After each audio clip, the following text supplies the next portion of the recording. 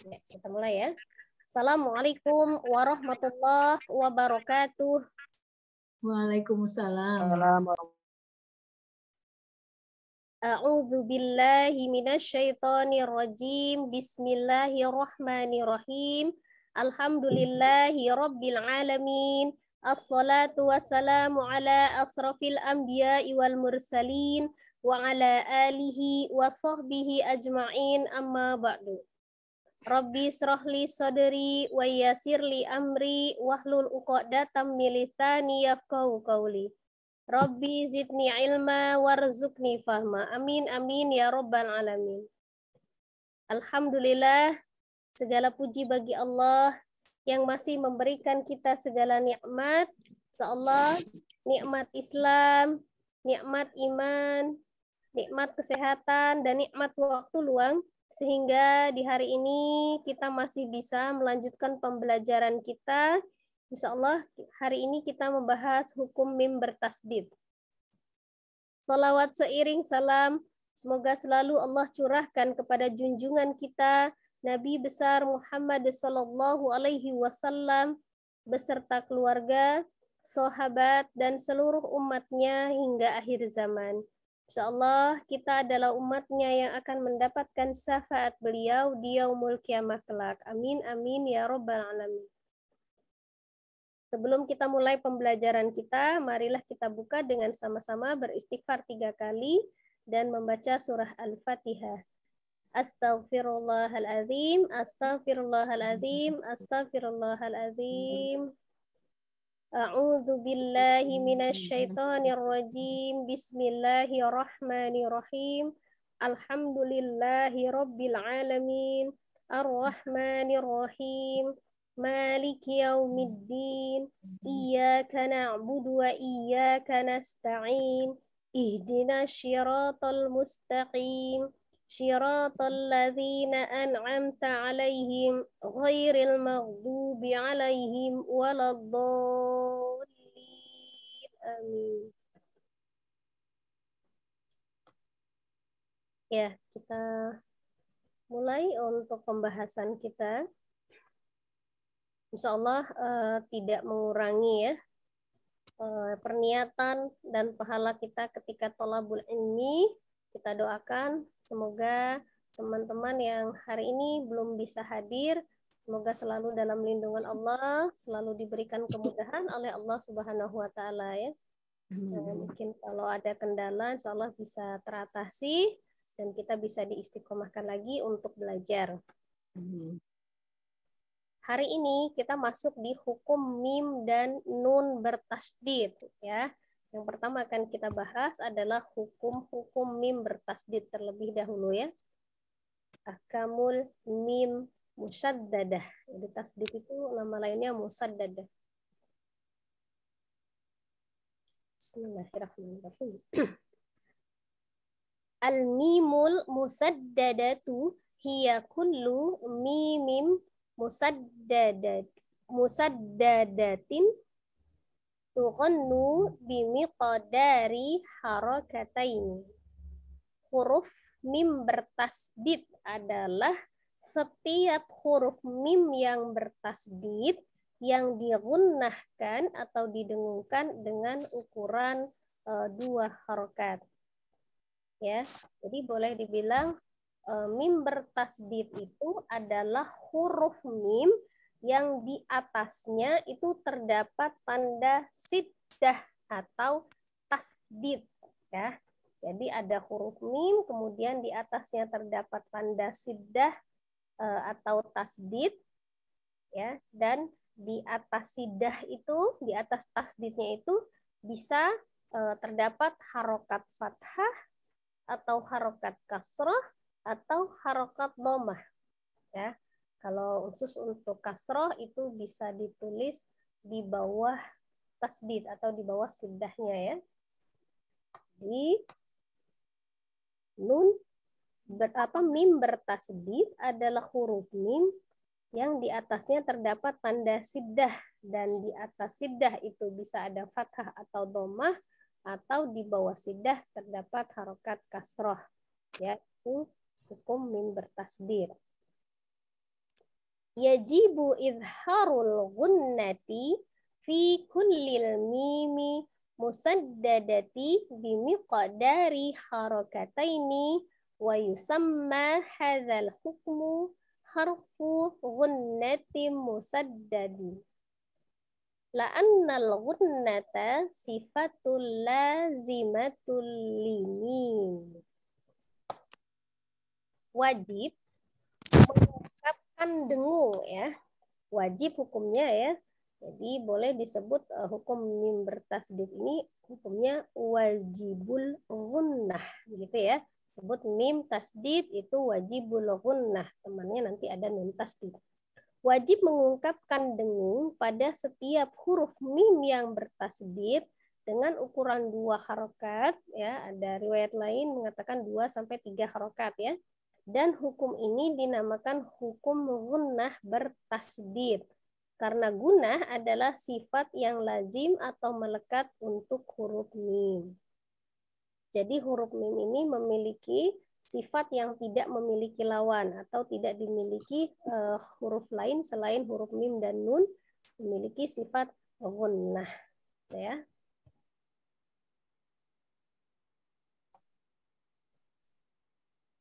Qala al-Jamzuri wa gunna miman thumma nunan suddida wa sammi kullan harfa gunnatin bada.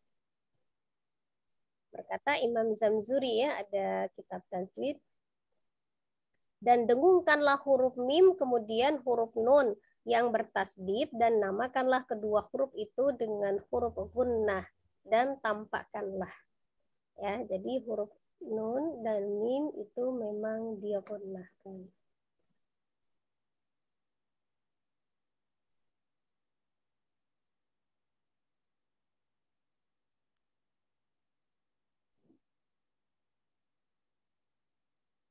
Ini ada contoh ya.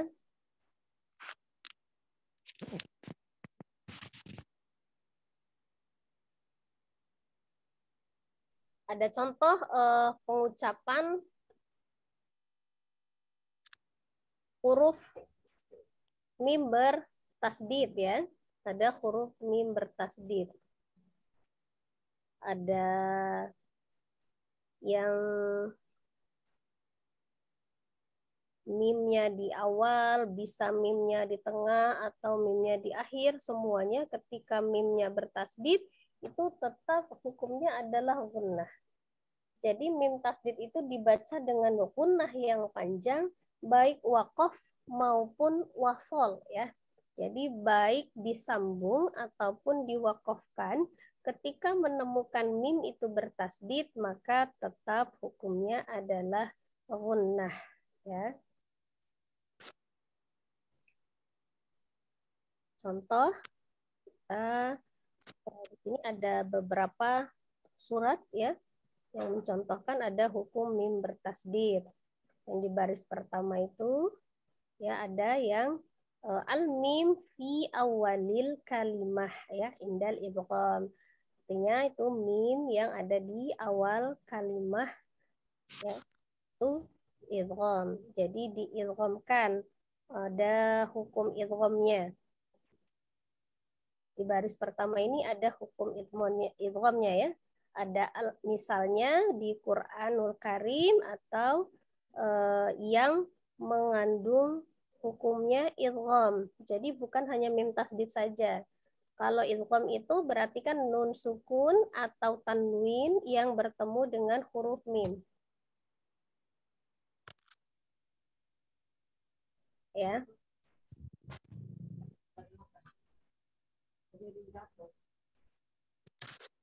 Ya, jadi kita contohkan contoh di surat Al-Balad ayat 20. A'udzu billahi minasyaitonir rajim. Bismillahirrahmanirrahim. Alaihim narum muqsadah. Nah, itu kebetulan ini kita lihat tanda merahnya ada mim bertasdid di situ tasdid dhammah, tapi dia sebelumnya adalah bertanda dhamma tanwin. Berarti tanwin bertemu dengan huruf mim ya. Itu hukumnya adalah idgham bi gunnah. Idgham tapi bi gunnah dengan gunnah. Itu ya.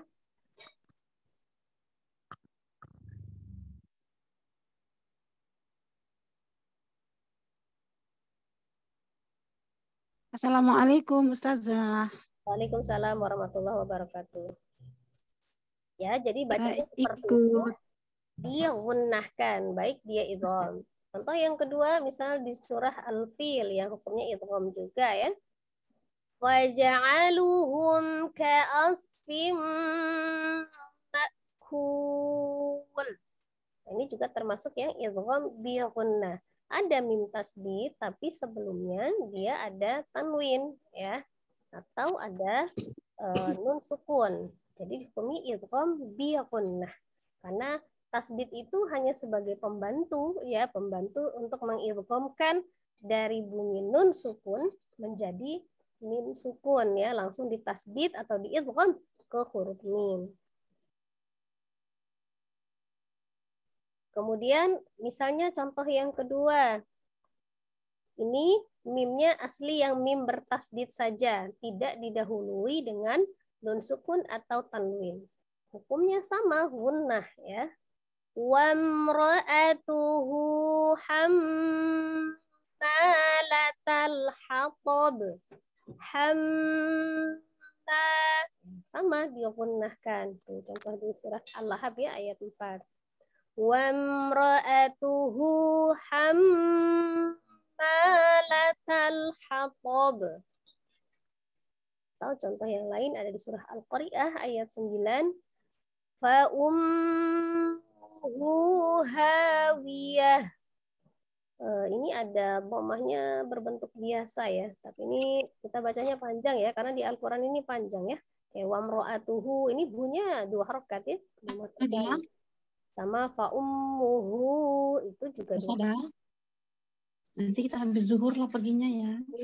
Jadi ketika mim bertasdid itu walaupun tidak didahului dengan nun sukun atau tanwin, maka dia tetap hukumnya adalah wajibul gunnah. Ya, jadi wajib. Kan sebagai mobil aja. Kan. Umi Rosmawar, Ya udah. dulu ya. Oh iya maaf. Ya. Atau ini ada contohnya juga ya di surah At-Takatsur ayat 4. Tsumma kalla sawfa ta'lamun. Tsumma kalla sawfa ta'lamun. Contoh di surah At-Tariq ayat 4. Falyanzuril insanu mimma khuliq. Nah, ini adalah contoh-contoh bentuk mim bertasdid. Jadi dia digunnahkan dulu. Apa itu gunnah? Ditekan, ditahan, kemudian suaranya sebagian dimasukkan ke rongga hidung, ditahan kira-kira 2-3 harokat ya, disempurnakan. Gunnah yang paling lama itu sebenarnya terdapat pada nun dan mim tasdid ya. Jadi gunnah yang paling lama harus lebih lama dibandingkan dengan gunnah yang lain ya, paling sempurna.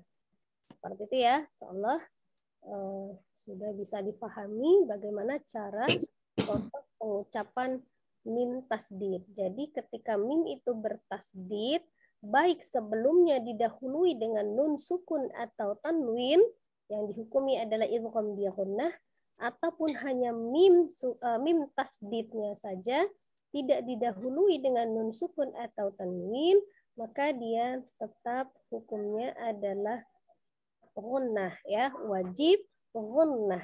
Dibaca dengan gunnah yang panjang baik pada saat waqaf maupun wasol. Insyaallah kita bisa coba latihan ini sesuai dengan urutan pesertanya. Kita coba dari peserta yang pertama, silahkan. Di 2 kolom yang terakhir ya, yang contoh yang ada suratnya ya.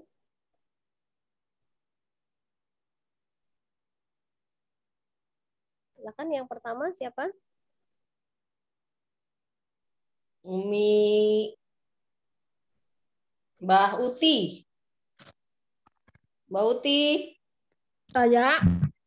Ya, baca Mbak Uti. Nah, kalau Ya. kurang besar boleh dibesarkan sendiri ya. Ya.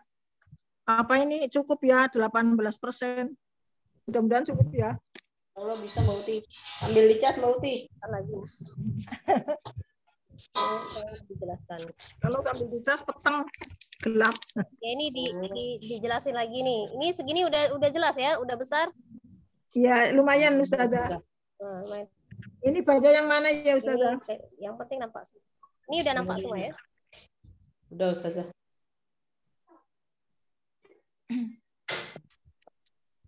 Bentar Ustazah. Ya, coba Mbak Uti. Ini udah jelas Ya. nih, udah paling gede ini di layar. Ya udah bisa kelihatan Ustazah. Oh ya. Ini aku pakai kerudung dulu. Oh, itu ada 6 contoh ya. Ada 6 contoh.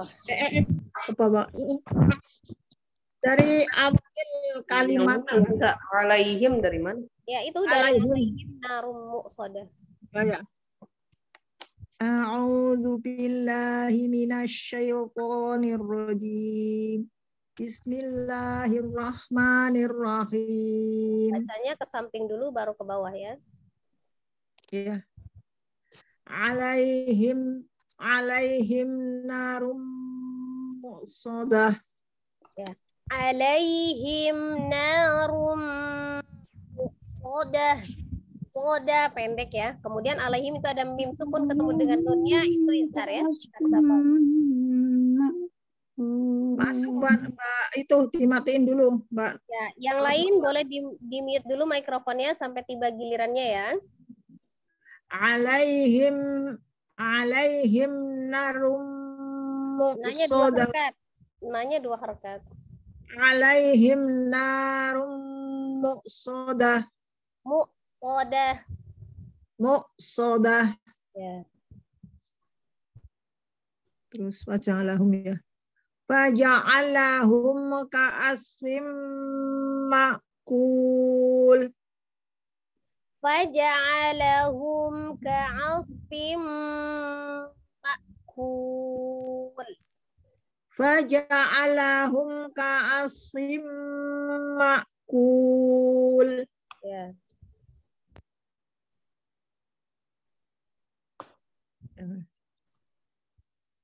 Wamro'atuhu hammalatal hatab. Oh, pendek. Pendek ya. Hammalatal hatab. Lah, wamra'atuhu hammalatal hatab.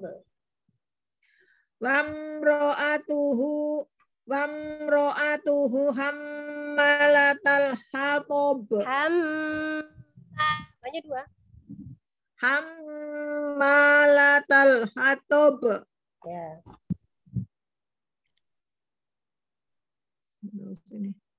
Summa kalla. Ke samping dulu, ke samping. Al-Qari'ah dulu tuh. Oh, masih ada ya? Ya Allah, kelihatan. Habis. Pak Ummuhu. Ini gimana sih dikasih Pak Ummuhu hawiyah. Udah sampai situ ya Ustaz Ya. ininya. Ya, perhatikan lagi gunnahnya. Fa ummuhu hawiyah. Fa ummuhu hawiyah. Ya.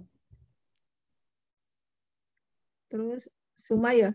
Ya. Summa kalla saufa ta'lamun. Lagi summa kalla. Summa kalla saufa ta'lamun. Ya. Falyanzuril insanu mimman khuliqa. Ya, emaknya pendek. Mimma khuliqa.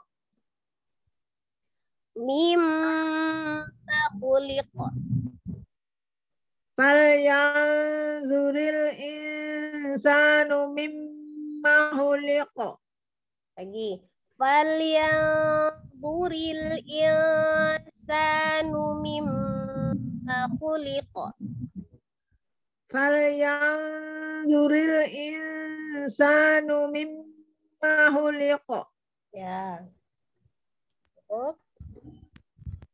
Jadi Terus mana harus udah cukup. Harus diistiqomahkan ya, standar. Jadi setiap mim tasdidnya baik dia idgham atau memang gunnah saja tetap stabil ya untuk Ya. menggunakannya. Ya, Ya. syukran. Ya. Jazakallahu khairan Ustazah. Jazakallahu khair. Selanjutnya saya Ustazah, mohon bimbingannya Ustazah. Ya, silakan. A'udzu billahi minasyaitonir rajim. Bismillahirrahmanirrahim.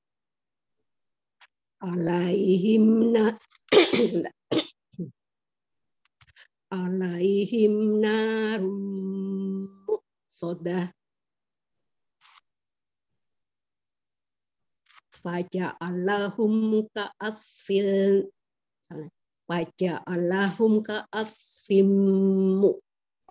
Makul. Makul. Ya.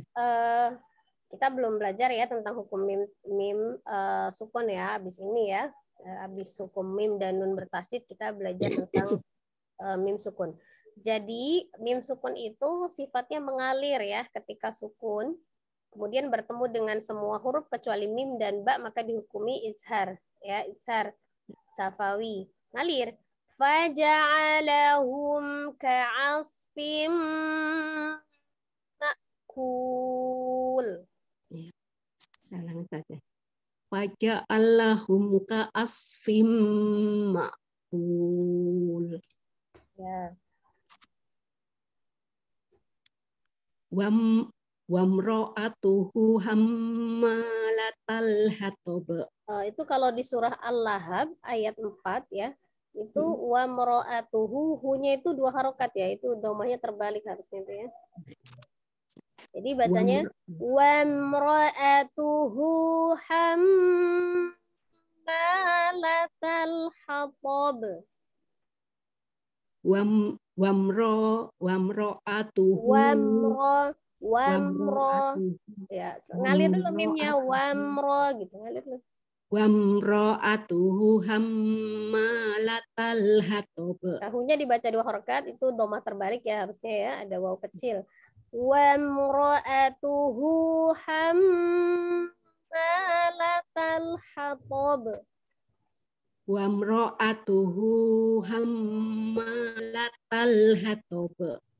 Ya, nanti kita pelajari hukum mim sukunnya lagi ini karena kita lagi titik beratnya di mim tasdid saja. Ya, lanjut. Fa ummuhu hafiyah. Fa ummuhu hawiyah. Fa ummuhu hawiyah. Fa ummuhu hawiyah. Fa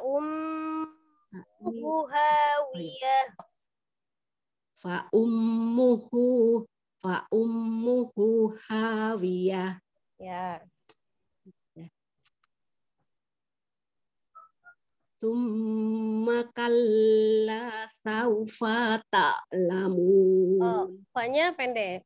Tsumma kalla saufa ta'lamun. Tsumma kalla saufa ta'lamun.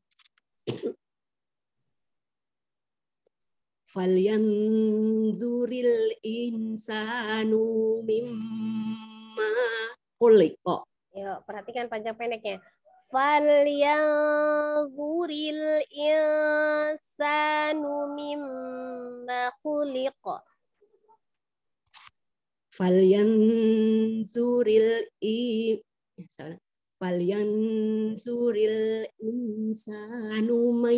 insanu mimma khuliqa.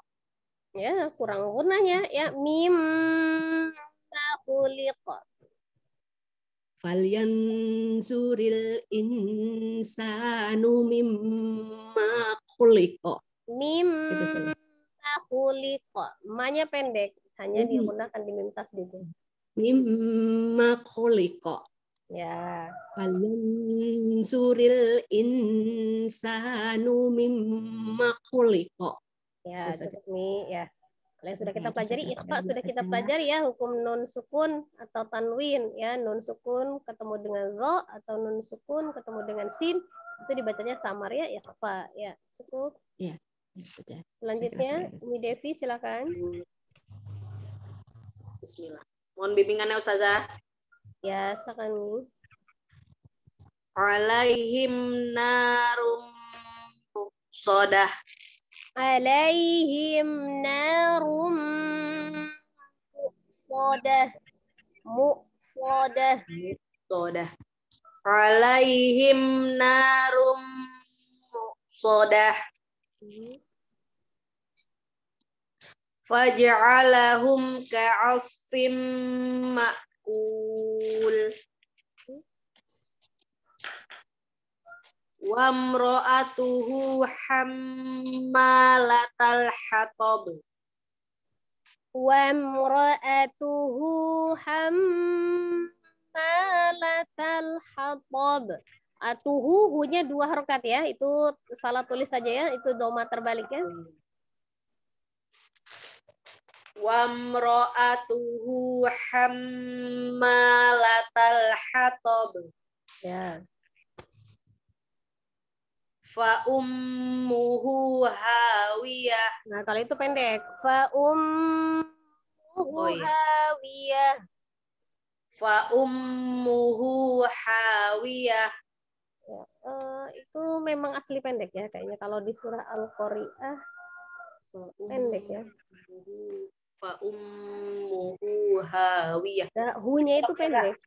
Hu-nya itu bacanya pendek, jangan dipanjangkan. Hu, jangan. Fa ummuhu langsung. Fa ummuhu hawiyah. Kira-kira itu masih panjang nggak hu? Panjang ya? Fa ummuhu hawiyah. Fa ummuhu hawiyah. Ambilin Al-Quran gitu. Ambil Al-Quran dulu. Enggak, tolong. Sebentar, saya lihat di mushaf ya. Kalau yang surah Al-Lahab tadi itu sudah pasti hu-nya panjang ya. Coba Iya. Al-Qari'ah ya. Wa imra'atuhu hammalatal hatab. Di kasur, Nak. Hawiyah. Iya, ada waw kecil juga ya di sini ya. Fa ummuhu ya. Berarti ini salah tulisnya ya. Berarti Ya, panjang juga, Ustazah. panjang juga ya. Oh ya. Panjang juga seperti yang saya baca pertama tadi memang panjang ya. Tapi tadi kalau saya Al-Lahab udah pasti, tapi kalau Al-Qari'ah ragu. Tapi Ini ya Al-Qari'ah ya? Ya, Al-Qari'ah panjang.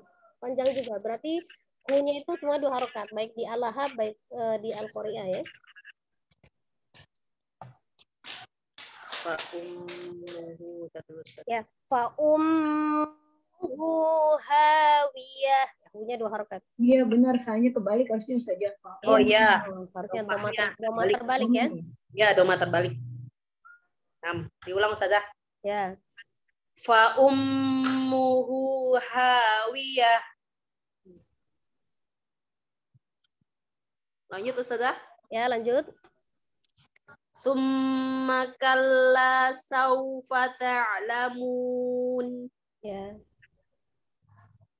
Falyanzuril insanu mimma khuliqa. Ya, mimma khuliqa. Jadi disempurnakan ya. Gunnah di mim tasdid itu sempurna ya.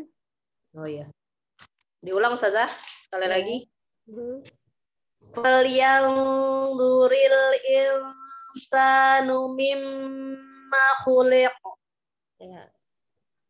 Ya, cukup. Syukran Ustazah. Barakallahu fiik. Wa fiik barakallah. Umi Rosmawar. Umi Rosmawar. Ya, ya. Halo. Assalamualaikum. Waalaikumsalam warahmatullahi wabarakatuh. Tolong dikoreksi ya Ustazah. Assalamualaikum. Waalaikumsalam warahmatullahi A'udzu wabarakatuh. billahi minasyaitonir rajim. Bismillahirrahmanirrahim. Alaihim narum muqsadah. Mim sukun ketemu dengan nunnya isar. Alaihim narum sodah. Alaihim narum muqsadah. Ya. Faja'alahum ka'asfim ma'kul.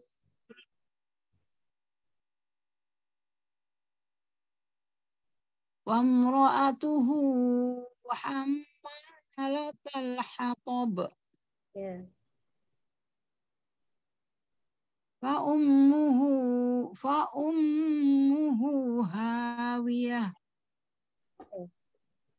Ulang ya. Hunya 2 harokat, mim tasdidnya. Saufa ta'lamun. Ya, disempurnakan lagi mim tasdidnya. Ya, sekali lagi. Mim tasdidnya sempurna ya. Saufa ta'lamun. Tsumma kalla saufa ta'lamun. Tsumma kalla saufa ta'lamun. Falyanzuril insanu mimma khuliqa. Liqa, ya. Ini sekali lagi ya. Mim bertasdid itu gunnahnya paling tinggi ya, sempurna. Kalau kita belajar tentang tingkatan gunnah, itu nun tasdid, mim tasdid, dan idgham ya, idgham yang disebabkan oleh bertemunya nun dan mim itu idgham tingkatan gunnahnya akmal ya, yang paling sempurna gitu ya, yang paling tinggi ya. Maka disempurnakan. Ya, cukup. Syukran Umi. Ya, Ustazah. Saya Ya, Ustazah. Ya, silakan. Mim sukun, nun sukun dan mim sukun, nun sukun dan tanwin atau mim sukun bertemu dengan huruf gunnah. Nun sukun atau tanwin seperti yang di atas itu kan bertemu dengan huruf mim ya. Jadi nun dan mim yang idgham, nun dan mim yang idgham, atau nun dan mim yang bertasdid. Nah, gitu ya. Itu hukum gunnahnya tingkatannya paling tinggi ya. Bila disebut tingkatan gunnahnya gunnah akmal ya, yang paling sempurna begitu, maka disempurnakan ya. Ya, Ustazah. Ya. Saya saja. Ya, lanjut. A'udzu billahi minasyaitonir rajim. Bismillahirrahmanirrahim. Alaihim narum sodah. Alaihim narum muqsadah. Alaihim narum muqsadah. Faja'alahum ka'asfim ma'kul. Wamra'atuhu hammalatal hatab. Fa ummuhu hawiyah. Tsumma kalla sawfa ta'lamun. Tsumma kalla sawfa ta'lamun. Tsumma kalla sawfa ta'lamun. Falyanzuril insanu mimma khuliqa. Gitu saja. Falyanzuril insanu mimma khuliqa. Falyanzuril Falyanzuril insanu mimma khuliqa. Ya. Alhamdulillah. Kelas Ustazah. Ya, kelas ya. Sebelum ada keterangan selanjutnya, ini ada yang mau bertanya, silakan. Ada yang mau bertanya? Cukup kali ya Ustazah. Ada yang mau nanya? Bauti? Bu Nini? Umi Rosmawar? Pada ngumpet Ustazah. Ya, tanya nih, tanya. Kalau yang belum jelas ditanya. Ustazah. Saya ada Ya. Ustazah. Hah? Aja kayak misalnya huruf lam, nun, ro itu di depan itu lam dulu, nun baru ro atau nun dulu sih Ustazah? Yang mana, yang mana? Enggak, bukan di luar materi ini saja. Maksudnya iya, iya. kalau makhorijul huruf lam, nun sama ro itu lam itu kan lidah, sisi lidah sampai ke depan tuh saja ya, menyentuh gusi apa gimana benar ya saja, gusi dua di atas itu saja Gitu. lam. Jadi maksudnya mana duluannya? Ya, mana duluannya saja? Kenapa ditanya mana duluannya? Maksudnya Depannya yang mana saja? Soalnya kan beberapa kita sama-sama tolibat tuh nun dulu Mbak, gitu bingung. Enggak lam, nun. Jadi bingung saja. Yang mana saja? nun, lam dengan ro. Ya. Ya. Kalau misalnya untuk makhrajnya gitu kan itu memang dia serupa tapi tak sama ya, agak beda. Jadi dia memang tidak disatukan ya. Kalau huruf lam itu ya tepi lidah secara bersamaan ya. Tepi itu ya sisi ya. Tepi lidah secara bersamaan itu bertemu dengan gusi atas. Ini gusi atas ya. Sama-sama bertemunya itu sama-sama dengan gusi atas. Tapi kita lihat dari ininya, dari lidahnya ya. Kalau lam tepi lidah. Kalau nun ujung lidah. Itu belakangnya sama nih ya. Belakangnya judulnya gini. Bertemu dengan gusi atas. Ya, sama ya. Baik lam, baik nun, baik ro. Jadi dia kalau ketemunya tetap bersemayamnya itu di gusi atas. Berarti posisi gusi atas itu kan sama kan? Iya. Ya, di gusi atasnya, hanya yang bertemu ke gusi atasnya itu bedanya ya. Nah, kita kan nanya bedanya. Kalau masalah duluannya juga saya jawabnya bingung kalau masalah duluan, karena dia bersemayamnya di tempat yang sama gusi atas. Ya. Ya, jadi kita bedakan aja antara siapa yang bertemu gitu ya. Bertemunya di tempat yang sama, tapi siapa yang bertemu gitu ya. Si lidah yang mana, kakaknya atau adiknya gitu ya. Iya, saja. Ya, sekali lagi saya ulang ya. Kalau huruf lam itu tepi lidahnya secara bersamaan bertemu dengan gusi atas. La, tepi, ya. Ya, bersamaan tuh, ya kan? Tepi itu kan kalau misalnya ujung itu pas di tengahnya.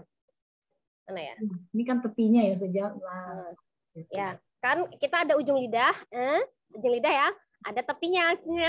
Nah, ini kan dua ya. Kalau namanya tepi berarti ada tepi kiri, ada tepi kanan begitu ya. Sama dengan sisi lah, sisi kiri, sisi kanan kan. Kalau ujung tuh satu.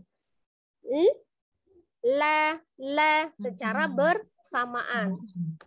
Ya, secara bersamaan. Tempatnya sama, bertemu di gusi atas. Gusi itu awal tumbuhnya gigi bagian atas. Berarti kalau gusi atas, ya. Gusi kan judulnya, kalau judulnya gusi itu tempat awal tumbuhnya gigi. Ya, tempat awal tumbuhnya gigi. Kemudian kalau atas berarti tempat awal tumbuhnya gigi yang bagian atas gitu ya. Lebih secara bersamaan.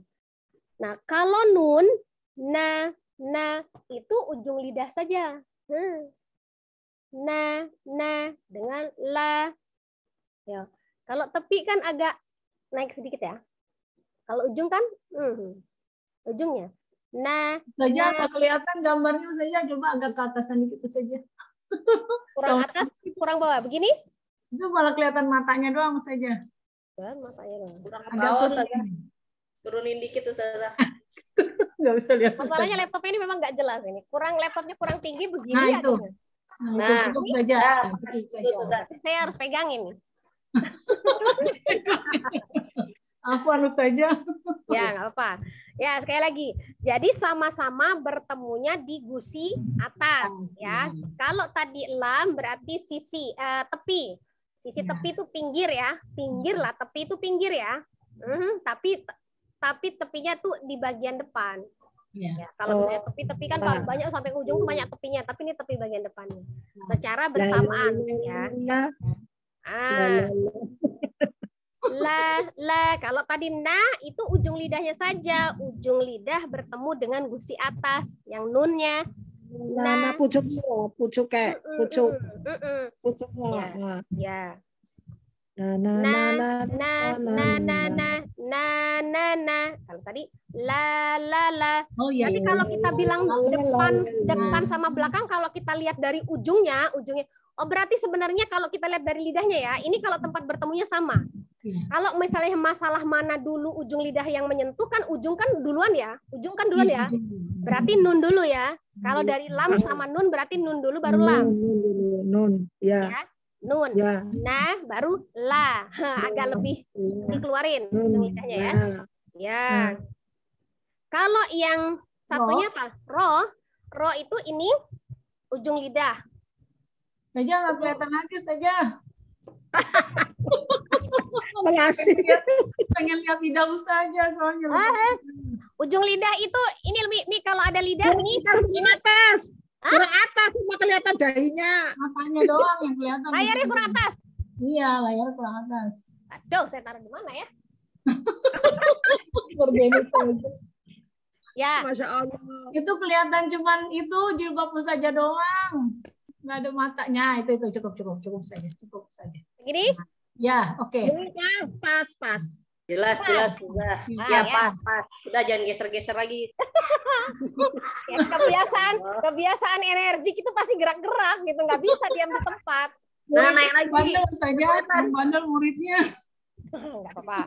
Ya, sekali lagi ya, tadi berarti antara nun dengan lam berarti kalau dilihat dari yang bertemunya bukan tempat ketemunya ya. Kalau tempat ketemunya berarti sama. Ya, sama. Kalau yang bertemunya berarti ujung dulu ya. Ujung dulu ya. Nun. Nun. Ya, berarti kalau di ujung berarti nun. Ya, Nun. kalau misalnya tepi lam. Kalau kita lihat antara lam dengan nun. Nah, sekarang kita ro ya. Ro itu ini sama nih. Ujung lidahnya dengan punggung lidah bawahnya. Oh, gitu saja. Nah, terus kira-kira mana duluan? Pikir aja sendiri ya. Ya saya kasih tahu ya kalau ditanya mana duluan saya bingung ya. Saja. Jadi yang dimaksud dengan punggung lidah tuh yang belakang ini sudah. Bawahnya. Oh, ini kan gitu. ya. Terus ada yang bilang yang disebut punggung di dalam itu loh saja yang bawah, lidah bawah. Bukan. Banyak yang bilang ini saja di lidah atas tapi di belakang. Gitu katanya. Jadi kalau ujung sama punggungnya tuh sebagian dalam gimana dia ketemu bareng-bareng? Iya saja. Salah ya saja ya. Berarti benar Ustazah. Ro itu punggung belakang tuh saja. Ya namanya punggung belakang. Lidahnya nekuk lah. Lidahnya nekuk. Iya. Nekuk. Iya, agak menekuk. Jadi agak menukik begini. Jadi punggung lidahnya kena yang agak bagian bawah tuh. Ro. Jadinya kayak celat ya Ustazah. Ro. Ya, Kan kayak celat. Iya. Jadi ujung lidah dan sedikit punggung lidah ya. Iya. Ro. Ya, tujuh. Ro. Rubang. Ya, kalau sebenarnya kalau masalah ujung itu atas juga ada ujungnya, bawah juga ada ujungnya. Ya. Tapi kalau tarkik gimana bacanya Ustazah? Tarkik. Kalau tarkik. Ya, kalau yang ditebalkan, ro yang tebal. Tarkik yang ringan. Yang tipis. Ya kan kalau misalnya huruf ro itu sebenarnya memang hukum dasarnya dia memang bukan yang isti'la, dia istifal, lidahnya terhampar. Jadi sebenarnya kalau misalnya dasarnya itu sebenarnya dia tipis, cuma di kondisi tertentu dia tebal yang kita tafkhimkan gitu ya. Nah itu ya, jadi yang tadinya seolah kan dengan menebalkan biasanya kalau huruf-huruf yang lain yang tebal itu kan sifatnya isti'la, mengangkat pangkal lidah. Sementara kalau huruf ro sendiri kan istifal, ya, lidahnya terhampar, ya kan? Jadi bukan mengangkat pangkal lidah. Jadi pangkal lidahnya tidak ikut terangkat untuk ro tebalnya. Hanya cara menebalkannya menebalkan makhrajnya. Gitu ya. Jadi ro gitu. Jadi agak penekanan pada saat mengucapkan bunyi ro. Tetapi bukan dengan merubah yang istifal tadi menjadi isti'la. Jadi bukan ro, jadi bukan dengan mengangkat pangkal lidah. Ya beda ya. Susah. Sifatnya tetap istifal, tidak isti'la begitu kan.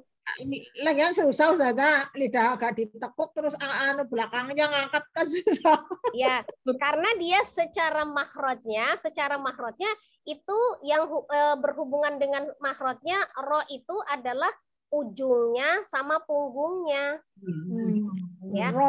Sebenarnya kalau misalnya jadi kalau ujung itu kan bisa ujung atas, bisa ujung bawah, itu sama-sama ujung ya, namanya ujung kan. Ya kan? Nah, kalau punggung itu jelasnya di belakang. Iya betul, di belakang saja. Ya.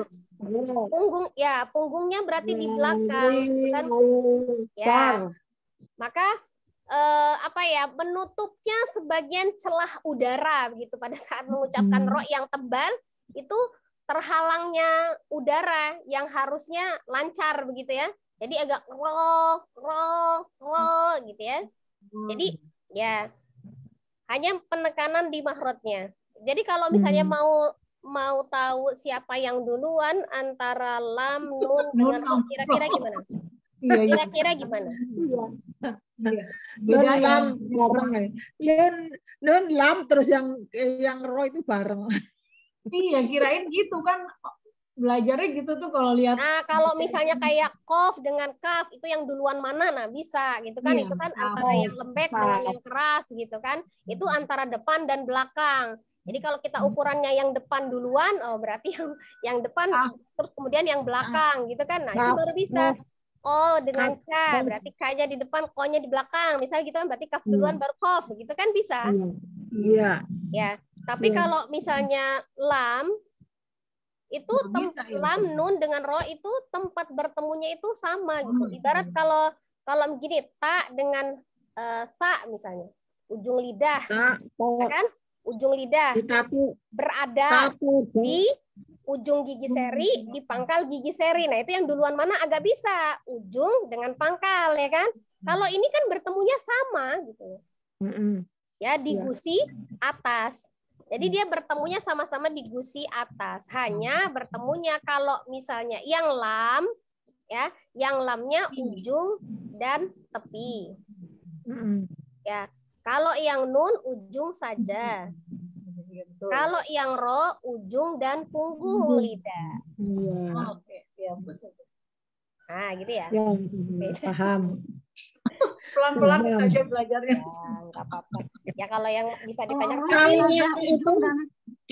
ini Ustazah, yang kalau ro Ustazah, ujung lidah dan apa Ustazah? Satu-satu yang mana duluan?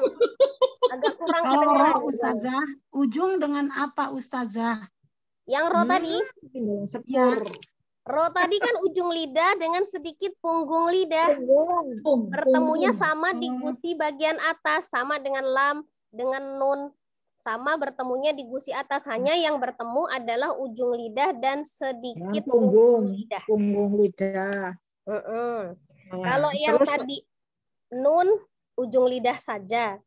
Kalau yang lamnya itu antara tepi lidah ya, tepi lidah. Nah, kalau misalnya tepi, berarti kan tepi itu kan melewati ujung ya, otomatis ujungnya juga menyentuh sebenarnya. Kalau yang untuk yang lam gitu ya, maka ujung lidahnya itu maka dia inhirop tuh, miring kalau yang lam itu kan.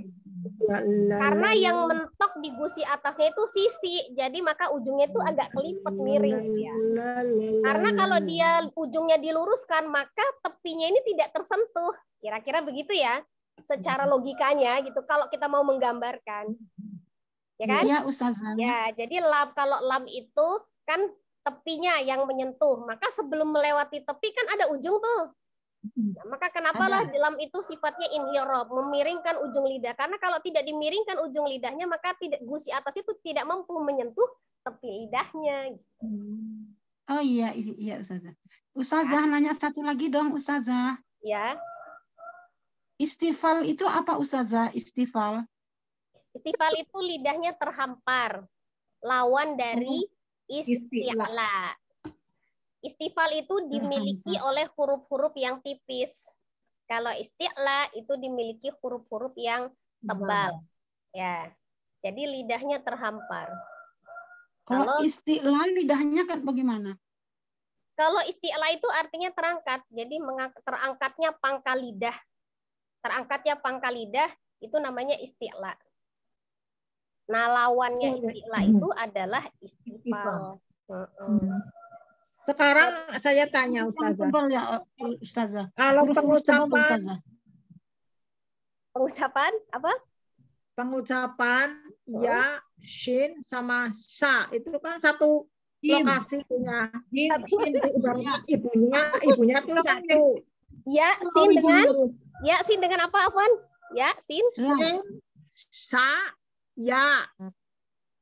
Jim. Ini sin besar apa sin kecil?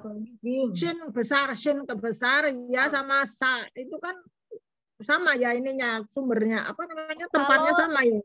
Kalau shin dengan ya-nya iya betul sama, tapi kalau sa-nya enggak. Yang separtai dengan shin dengan ya itu bukan sa, tapi jim. Jim. Iya, jim. Lupa Ustaz. Lupa. Ya. Sama ya Allah. Waktu pelajaran Ustazah yang ini pada bolos Ustazahnya. Ya, yang separtai kalau sa itu temennya, kalau sa itu zal dengan zo, no separtainya. Sa, zal dengan zo. Nah kalau tadi shin, ya itu dengan jim. Ya benar-benar sama ja yang ininya punggung permukaan lidahnya di langit-langit tengah ya Ustazah. Ya, tengah lidah yang bertemu dengan langit-langit tengah. Langit atas, ya tengah. Ya yang jelas langit di atas, bumi di bawah. Betul. Benar Ustazah, benar. Tadi kalau sudah dibilang langit-langit tengah, otomatis itu sudah di atas ya. Langit di atas, bumi di bawah. Afwan Ustazah, kalau huruf ain, ini anak salah terus ain. Kalau ain itu yang benar gimana Ustazah? Ain itu dari tenggorokan bagian Tengah. dari bagian tengah, ya kan? Apa diselain terus sama epiglottis itu apa sih Ustazah? Hah? Kalau tahu katanya masuk ke rongga hidung terus saya. Tahu. Kalau pas lagi ainnya. Iya, kalau pas lagi ain itu salah terus. Harusnya didorong, Mbak, jangan ditarik. Ini setelah dulu sekarang Apanya sih yang didorong ditarik Ustazah? Ya berarti gini, kadang-kadang kita suka menggambarkan gini antara alif dengan dengan ainnya. Jadi kita bedakan. Padahal sebenarnya kalau misalnya dilihat dari jelas atau samarnya, itu huruf alif atau hamzah itu dengan ain itu sama-sama jelas dibacanya gitu. Sama, harus jelas. Harus jelas dibacanya gitu ya kan? Nah, tapi kalau terus. Ya. Jadi berarti terlalu dalam ya Ustazah. Kalau masuk rongga hidung berarti A-nya terlalu dalam saya ya. Oh iya. Cuma bedanya gini, kalau misalnya kita ada sifat yang antara sidah dan roghah gitu ya. Kalau alif kan sidah, hamzah itu berarti kan ditekan gitu kan? Udah tekan kan?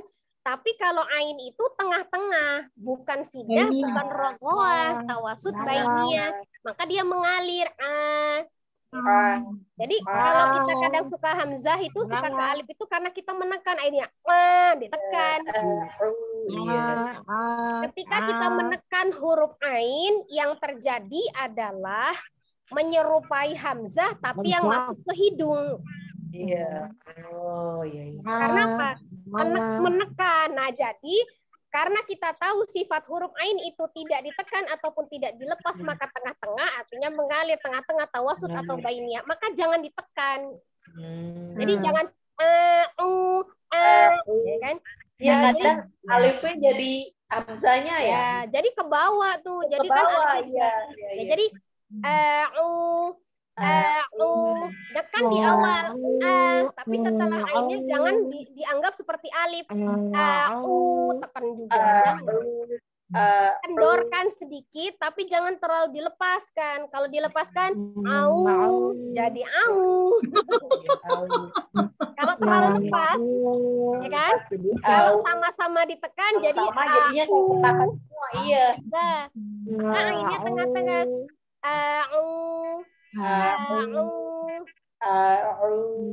Ya. Didorong ke depan, jangan ditarik.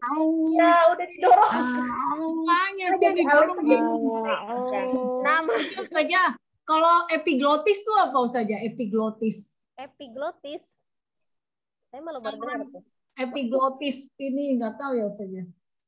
Saluran Itu sentil ya, Mbak Dery, sentil yang di tengah-tengah itu saluran. loh. Oh, saluran epiglotis. Ya, itu saluran. Oh, itu untuk huruf H gitu saja. Hah? Mahrojnya berarti huruf H gitu ya saja. Yang kho tenggorokan atas gitu. Bukan yang H saja, yang tengah. Yang tengah H ya. H dari tenggorokan tengah itu sama dengan huruf ain. Tapi kan kita begini. Kadang kita membedakan huruf itu bukan hanya tahu makhraj ya, tapi tahu sifat.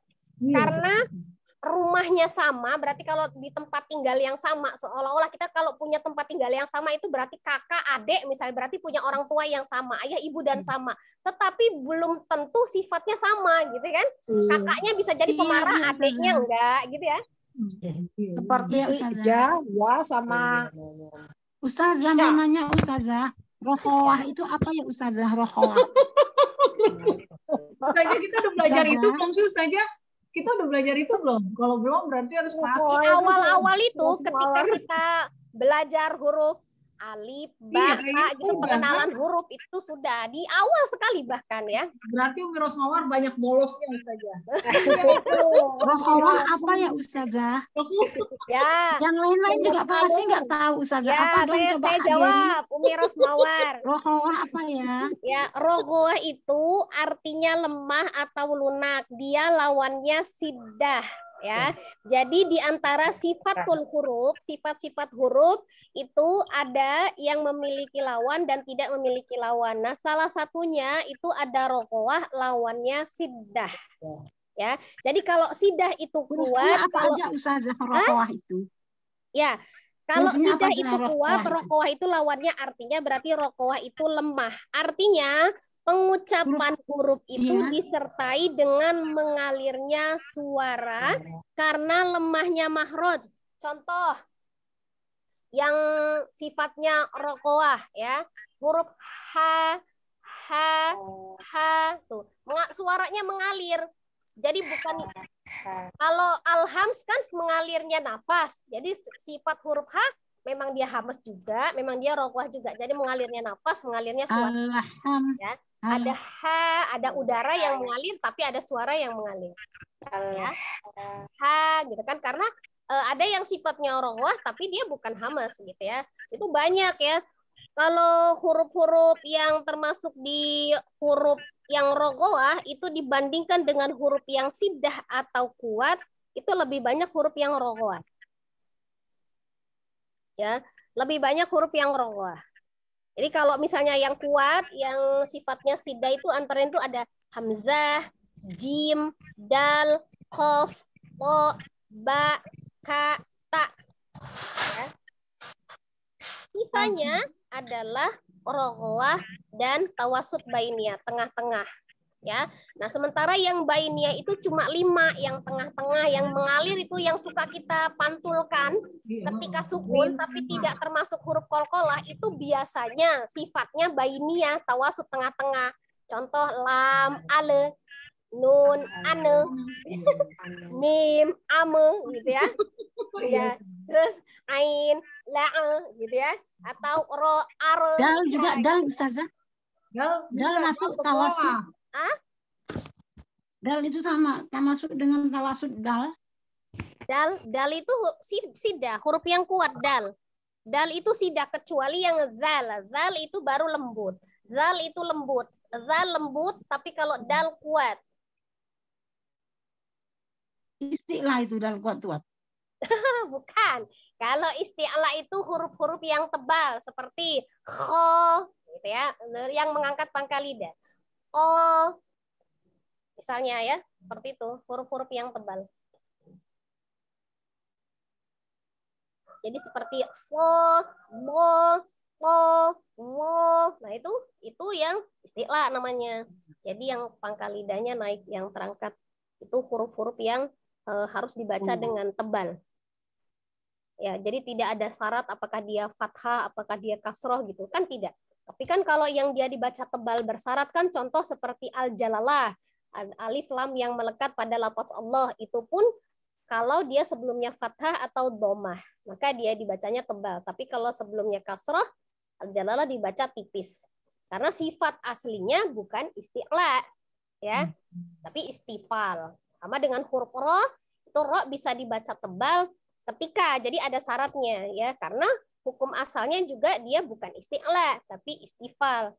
Ya, jadi pada saat ro fathah, ro dhammah atau ro sukun sebelumnya fathah, ro sukun sebelumnya dhammah, misalnya seperti itu ya, itu kan dibaca tebal. Tapi asalnya dia bukan yang isti'la tapi istifal. Kalau yang isti'la itu huruf-huruf yang tebal, kho, fo, do, to, wo, o.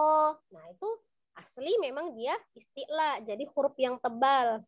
Baik dia mau harokatnya apapun, dia tebal. Intinya dia tebal, hanya perbedaan ketebalannya saja, tapi dia tebal. Misal, kalau misalnya huruf dod, itu yang paling kuat, mau dia fathah, kasroh, dhammah, tetap kuat tebalnya. Kalau misalnya kayak huruf qaf, gitu ya, ko, ketika fathah, dia tebal yang pertama, ketika dhammah, tebal yang kedua, ketika kasroh, tebalnya berkurang gitu, tapi intinya tebal gitu ya. Itu adalah, maka dibilang gini, ketika kita mau memahami Al-Quran itu membaca secara tartil dan secara benar, maka ada 5 langkah yang harus kita kerjakan. Ya, ada 5 langkah yang harus kita kerjakan. Yang pertama, kita tahu makhorijul huruf. Makhorijul huruf itu adalah tempat keluarnya huruf. Ibarat kita mau berkenalan sama orang, kita harus tahu rumah orang itu di mana, anaknya siapa. Ya. Kemudian yang kedua, kita mengenal sifatul huruf. Sifatul huruf. Karakter yang melekat pada setiap huruf. Karena bisa jadi mahrojnya sama, sifatnya berbeda. Ya, kita saudara kembar juga sifatnya beda gitu ya. Jadi walaupun satu makhraj, tapi dia bisa berbeda sifat. Ya.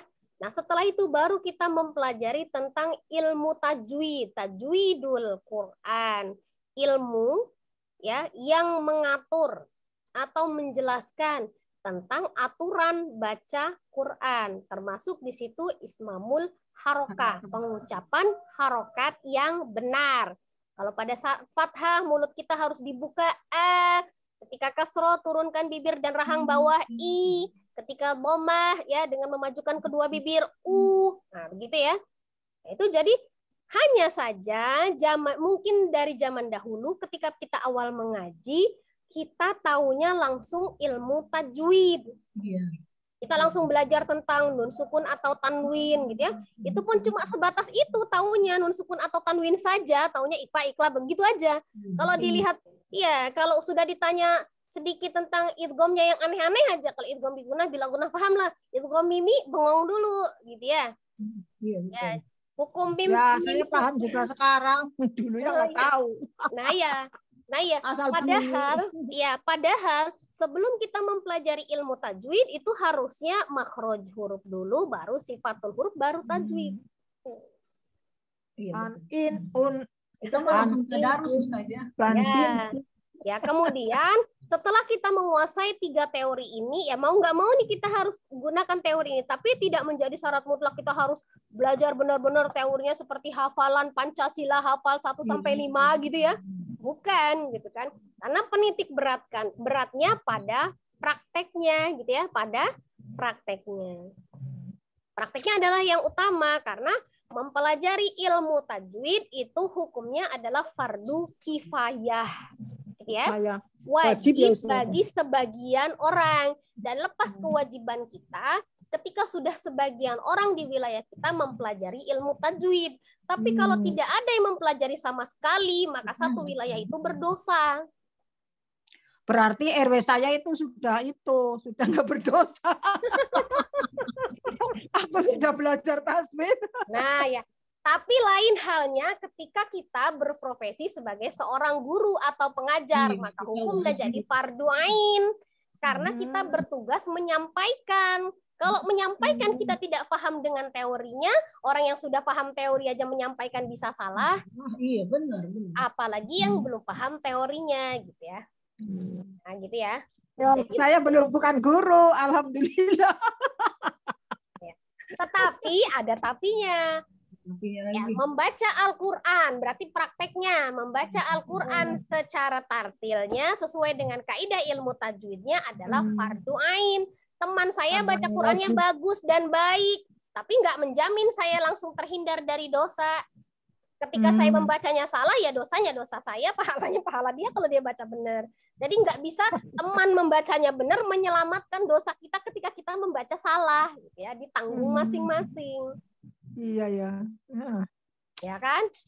Nah, maka ketika kita membaca Al-Quran berpahala ya, berpahala. Ketika kita membaca Al-Quran berpahala.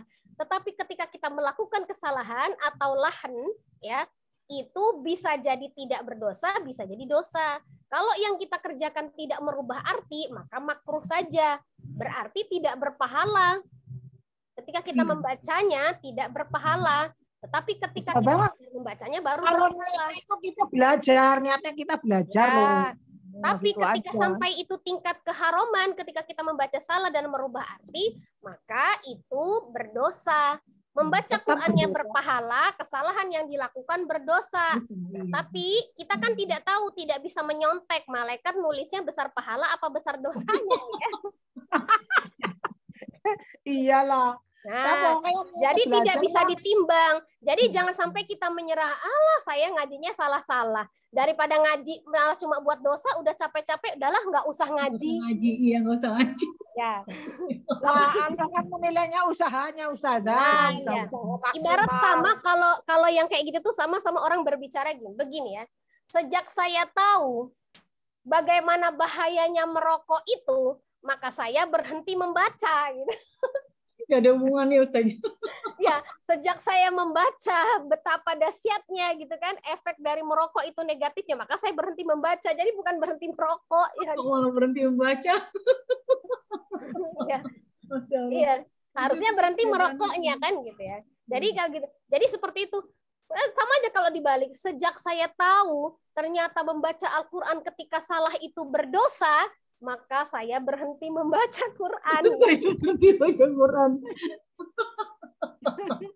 Berhenti belajar baca Quran. Nah ya, tapi bagaimana cara menyelamatkan diri dari kesalahan karena kita berharap pahala ya? Maka belajar. Talabul ilmi faridatun ala kulli muslimin wal muslimat ya.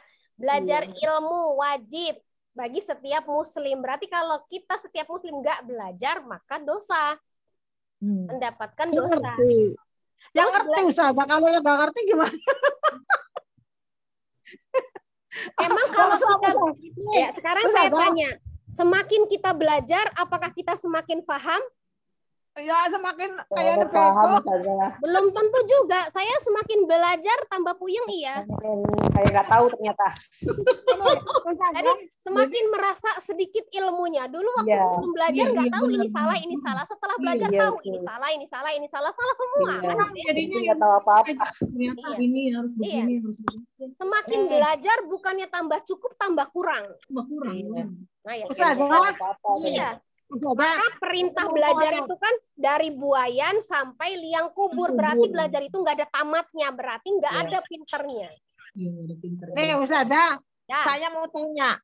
aku berdosa apa tidak? Kan nggak boleh ya. Misalnya ibadah itu untuk sendiri saja. Aku udah bilang sama suami, kalau malam bangun sholat malam dosanya banyak, umurnya udah tua, mau ngapa lagi, jangan ngorok aja sama lihat YouTube. Ya tetap aja tak sepratin air, nanti dikira bagaimana, nggak sopan.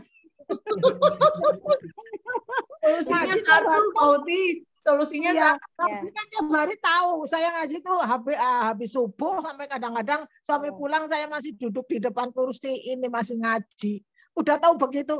Kalau saya nggak ngaji, nggak ngaji. Lagi libur, kok nggak ngaji? Tapi ngoprak-ngoprak doang. Beliaunya nggak mau ikut.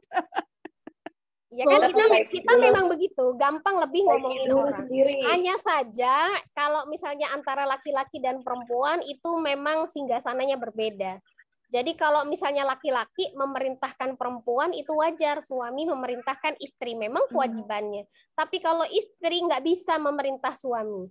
Jadi bagaimana caranya kita itu mengajak suami tanpa menurunkan mahkota kerajaannya, gitu ya. Iya itu susah itu Mbak Uti. Ganti suami. Kalau saya bilang begini ya, Pak, ini. Terus dia dalil sendiri, dalil yang itu yang kadang-kadang dia mendengarkan apa. Lah biasa. Kalau saya ngomong ini malah dalil. Enggak lah, udah.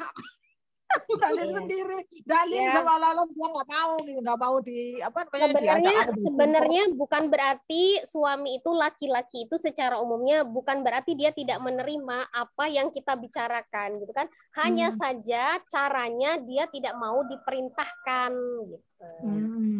Ya bukan jangan diperintah, diajak lah Ustazah, diajak. Ini. Kalau namanya diajak itu tidak disertai dengan ancaman. Ini diancam ya Ustazah. Iya. Kan kalau misalnya yuk sholat cukup tuh ajakan. Kalau merembet-merembet YouTubean aja begini. Nah itu kan. Itu kan sudah menghakimi. Iya betul. Nah itu kan. Iya. Kadang-kadang ngetetik kok Ustazah, ngetetik. Udah bilang. Jadi begini ya. Ditanamkan kepada kita, apalagi kita seorang istri, misalnya seorang perempuan, ataupun kepada siapapun, kita mengajak suami kek, mengajak teman kek, mengajak siapapun ke arah kebaikan, ya yang harus kita pahami adalah mengajak kebaikan, amal ma'ruf, dan mencegah kemungkaran, amal ma'ruf nahi mungkar adalah sesuatu yang wajib. Wajib ya, kita mengerjakan itu karena wajib. Kita mengajak suami, mengajak teman, mengajak saudara, siapapun wajib. Tapi kita lupa, tugas kewajiban kita hanya mengajak. Hanya kita ini perhitungan. Ketika yang diajak itu tidak nurut omongan kita anggap ajakan kita tidak berhasil. Ya kan? Tugas kita itu hanya mengajak. Masalah dia yang mau diajak itu mau atau tidak itu urusan dia. Kita hanya bisa apa? Mendoakan. Mendoakan. Tidak ya Ustazah ya. Nah, semoga Allah memudahkan. Jadi kalau ketika kita ngajak teman kita ngaji gini loh Bu. Teman diajak ngaji sekali nggak mau. 2 kali nggak mau. 3 kali nggak mau. Kita ngomong, udahlah capek. Percuma dia diajak. Nah, gitu. Berarti kita sudah perhitungan menuntut dia harus mau diajak kita. Tetapi ketika dia mau diajak kita juga riak. Itu kalau nggak sebab saya yang ngajak nggak bakal ngaji itu orang. Nah, itu manusia. Tidak berhasil dia kecewa, berhasil dia sombong. Iya. Betul. Nah, itulah yang menyebab ketidakikhlasan. Tugas kita kan mengajak saja dan mendoakan. Kalau mau ya alhamdulillah, asbab dia mau karena ajakan kita, ya kita mendapatkan pahala, tapi jangan disombongkan, gitu ya. Nah, gitu. Jadi, itulah perbedaan kenapa kita antara mengajarkan anak sendiri dengan mengajarkan anak orang lain, kita lebih sabar mengajarkan anak orang lain. Kenapa? Ketika kita mengajarkan anak sendiri, menuntut harus bisa. Nah, tuntutan itulah yang menyebabkan kita tidak ikhlas mengajarkan. Perhitungan. Perhitungan ya. Tapi menyadari ya Ustazah. Kita lupa dulu pada saat kita kecil, mungkin juga seperti itu ibu kita betapa sulitnya mengajarkan kita, gitu ya. Iya betul. Nah, itu ya yang harus dipahami ya. Didoakan saja ya, diajarkan dengan penuh kesabaran, didoakan. Kan kita contohkan juga ya Ustaz ya. Biar iya. mungkin kan lama-lama jadi apa, oh lihat, oh istrinya suka ini gitu kalau Itu Ustaz. supaya suami itu kalau saya ikut imam itu makmum, kalau dia sholat aku makmum, macam makmum aku lah, aku merasa minder. Bacaanku jelek. Ya memang seharusnya istri itu tidak boleh menjadi makmum suaminya kalau dalam sholat. Karena suami sholatnya harusnya di masjid. Di masjid. Iya. Iya. Juga di Malah masjid. kebangun saja saya yang ke masjid, suami di rumah. Masya Allah. Masjidnya kan dekat, kalau aku nggak ikut makmum ke masjid kan eman-eman gitu. Jadi aku ke masjid. Perempuan wajibnya di rumah. Ya, Iya. eman-eman apanya? Kalau misalnya sholat kita di rumah pahalanya lebih daripada kita ke masjid, ngapain kita eman-eman ke masjid? Maksudnya kan katanya gini, kan ada puji-pujian itu ya, kalau makmum itu datang ke masjid itu pahalanya 27 derajat. Kalau sholat sendirian kan cuma 1 gitu. Begini Mi, Kalau gini ya. laki-laki, kalau perempuan Itu wajib berlaku kayak untuk gitu. laki-laki. Laki-laki itu cuman ungkapan ya. Jadi kalau sebenarnya hitungannya yang tepatnya wallahu alam bishawab, ya Allah punya hitungan gitu ya. Tapi yang jelas untuk laki-laki sholatnya di masjid itu lebih 27 kali lipat daripada dia sholat di rumah. Ya. Tidak berlaku untuk perempuan. Kalau untuk perempuan itu lebih baik di rumah. Terutama di rumah ya. Di rumah, Oh, kemudian di berapa kali. kamarnya, di tempat yang paling tertutup, itu pahalanya jauh lebih besar. Kadang-kadang gini, misalnya kalau saya nggak datang itu bareng-bareng makmum sama teman-teman, Mbah kenapa sih nggak mau sehat gitu? Dikira Ya. sakit kalau nggak datang ke Tapi masjid. memang tidak sampai dilarang perempuan ke masjid. Hanya ada aturan-aturan ketika perempuan ke masjid, tidak tabarut, gitu ya. Ya, tidak berdandan berlebihan, kemudian tidak menyebabkan fitnah, gitu baru boleh ke masjid. Kalau masalah pahala ya lebih baik sholat di rumah. Kalau untuk perempuan. Ya, berbeda. Jadi sholat di rumah lebih besar pahalanya untuk perempuan. Di depan rumah saja, mestinya di depan rumah. Jadi kalau nggak ikut makmum kayaknya itu gimana? Ya, tapi bisa jadi supaya kita buat berdakwah gitu kan, kita ajak suami ke masjid. Jadi misalnya kita sebagai istri ke masjid itu hanya untuk menemani suami supaya suami juga sholat di masjid terbiasa. Tapi kalau misalnya itu tidak berpengaruh, malah suaminya yang sholat di rumah, kitanya yang sholat di masjid, iya. Kebalik ya. Balik ya gitu ya. Jadi boleh gini aja, kita bisa jadi ancaman aja, sholat saja di rumah. Nanti kalau misalnya suami kita gini, Dek, kok kenapa nggak sholat di masjid? Dua-duanya nggak ada yang sholat di masjid, nanti ditanyain tetangga gitu. Ya biarin aja, yang ditanyain tetangga juga masnya bukan saya gitu ya kan. Nanti siapa tahu dia mengalah, dia yang ke masjid. Ya. Untuk awal-awal ketika dia bisa misalnya, ayo deh sholat ke masjid, temani mas, misalnya ya, temani ayah, yuk bu kita sholat ke masjid, temani ayah gitu ya kan.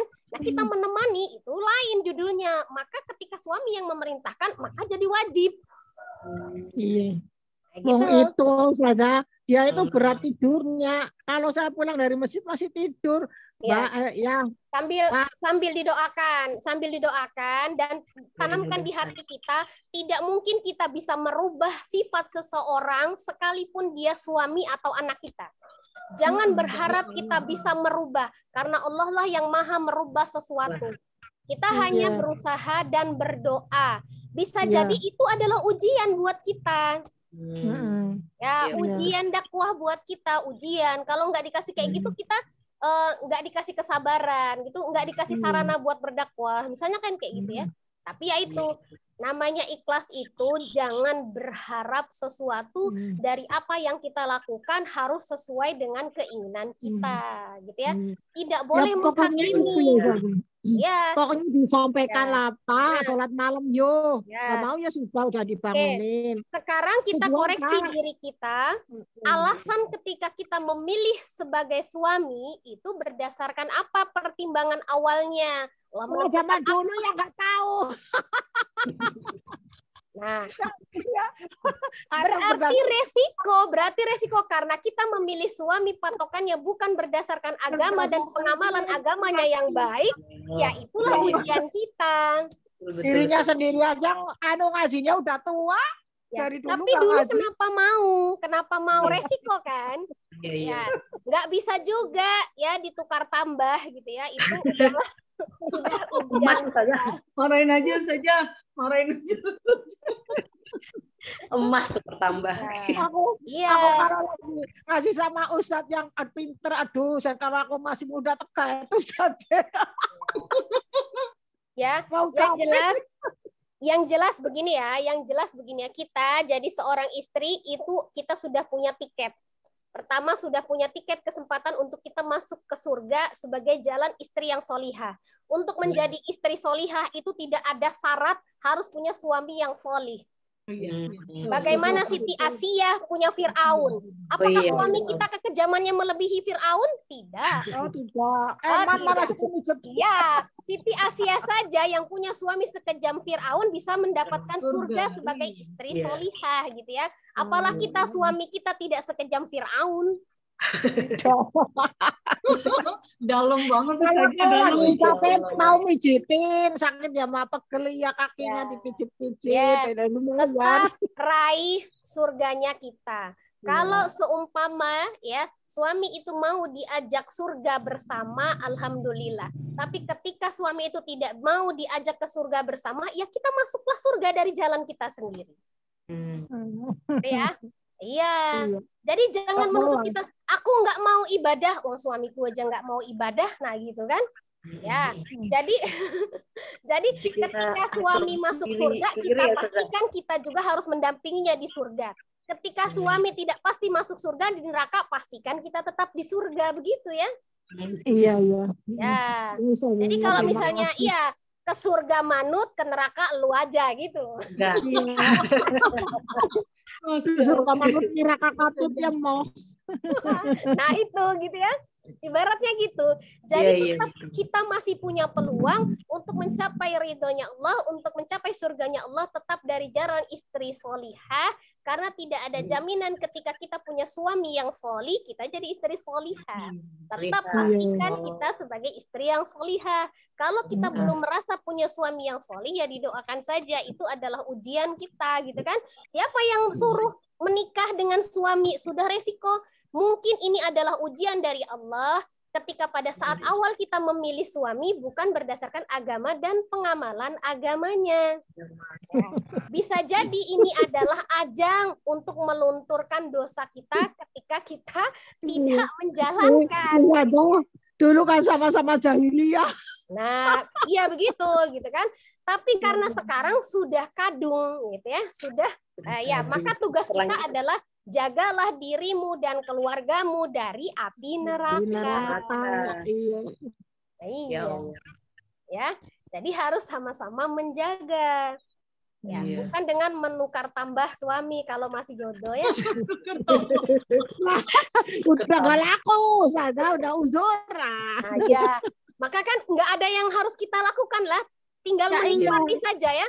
Ya, apa boleh buat itu harus diterima dan harus suami bedi anggurin kau saja. Ya, banyak berdoa dan kesabaran ya, kesabaran untuk kita. Ya, bisa jadi itu justru itu adalah yang membuat pahala kita banyak. Ketika kita masih bersabar dengan ikhlasnya mengajak kebaikan kepada suami yang mungkin tidak mau, semakin tidak mau tapi kita tetap bersabar mengajaknya, itulah ladang pahala kita. Bisa jadi itu adalah tiket kita untuk menuju surganya Allah. Kita usah, kalau malam-malam dia kan kadang pulang malam, aku banget lah bikin minum lah, bukan buat apa-apa, tapi aku mau cari pahala karena Allah kan dapat pahala. Kasih minum suami. Ya betul. Jadi jangan perhitungan ya, ketika kita tidak nurut, dia tidak nurut, misal suami tidak nurut sama istri, jangan dijadikan patokan kita tidak nurut kepada suami. Tidak ya, jangan perhitungan. Gitu ya. Iya. Jalankan kewajiban. Iya. Ini Lebih tambah judulnya paham. ya bukan pertanyaan tentang ilmu tajwid, tapi nggak apa-apa, semua juga ilmu, ya kan? Iya. Bisa jadi begini ya untuk Umi semua, kita belajar tentang Al-Quran itu memang kita tidak bisa menjadi pintar, ya. Karena pintar itu bukan karena guru, bukan karena diri kita, bukan karena kita belajar. Itu adalah asbab untuk kita mencapai ridhonya Allah. Ketika Allah kasih ridho, itulah kepintaran kita akan ada. Jadi Allah yang kasih pintar. Haknya Allah untuk kasih kita pintar. Memudahkan lisan kita adalah hak Allah. Kita cuma berusaha. Hanya saja bisa jadi yang mengganggu kemudahan kita untuk mencapai ridha Allah itu banyak hal. Contoh, mungkin ya, kita kurang berbakti kepada orang tua. Mungkin kita kurang taat kepada suami. Mungkin apa yang kita makan itu ada barang-barang subhat di dalamnya. Ya, mungkin kita belum bisa mengamalkan tentang suatu ilmu yang sudah kita punya. Jadi banyak hal alasan Allah untuk tidak langsung ridho sama kita, oh dimudahkan, begitu ya. Kita berharap tentang itu, gitu ya. Jadi belajar sungguh-sungguh itu adalah salah satu cara. Maka ketika kita sudah menguasai 3 teori tadi yang saya sampaikan, maka kita juga harus belajar dan berulang-ulang. Ketika kita lupa, baca lagi. Ketika kita ingat lagi, lupa lagi, ingatin lagi. Ya, jadi belajar walaupun tidak bisa-bisa, belajar terus tanpa memikirkan hasilnya. Kemudian pentingnya seorang guru ketika membaca Al-Quran memang perlu bertalaqi kepada seorang guru untuk menentukan sampai di batas mana kemampuan kita. Maka teori itu juga penting sebagai dasar prakteknya, tapi praktek jauh lebih penting. Ya, semoga ilmu yang sedikit ini bisa menjadi bermanfaat. Ya, banyak hal memang. Terima kasih. Ya. Banyak banget ilmu hari ini. Ya, jazakillah khairus saja. Ya. Materi. Ya, jadi tanamkan di dalam hati kita itu keikhlasan untuk belajar, ya. Ikhlas saja belajar itu. Jangan menuntut macam-macam. Kita hidup di zaman jahiliyah berpuluh tahun. Berharap hanya hitungan tahun, bahkan hitungan bulan, bahkan hitungan minggu, kita berharap lidah kita langsung berubah. Iya. Padahal lidah kita sudah terbiasa di zaman jahiliyah berpuluh tahun mengucapkan yang salah, gitu ya. Jadi jangan perhitungan.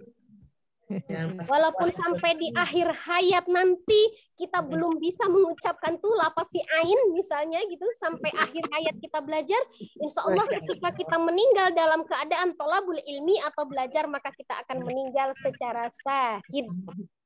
Amin. Ya. Ya, kita cukupkan pertemuan kita. Syukron saja. Ya, kita cukupkan pertemuan kita ya Umi. Ya, kita baca istighfar 3 kali dengan doa kifaratul majlis. Astaghfirullahaladzim, astaghfirullahaladzim, astaghfirullahaladzim. Subhanakallahumma wa bihamdika asyhadu an la ilaha illa anta astaghfiruka wa atubu ilaik. Ya. Jazakillah khairus saja. Jazakillah khair Ustazah Nenek. Terima kasih banyak ya Ustazah. Jazakillah khairan. Mudah-mudahan jadi berkah ini. Yang paling harus lebih bersabar adalah Mbak Huti. Ya, Mbak Huti. Banyak bersabar dalam Mbak Huti. Ya, sama-sama Umi. Jelif ya. Ya, assalamualaikum. Semuanya. Pokoknya tetap semangat. Semangat. Insya Allah. Ya.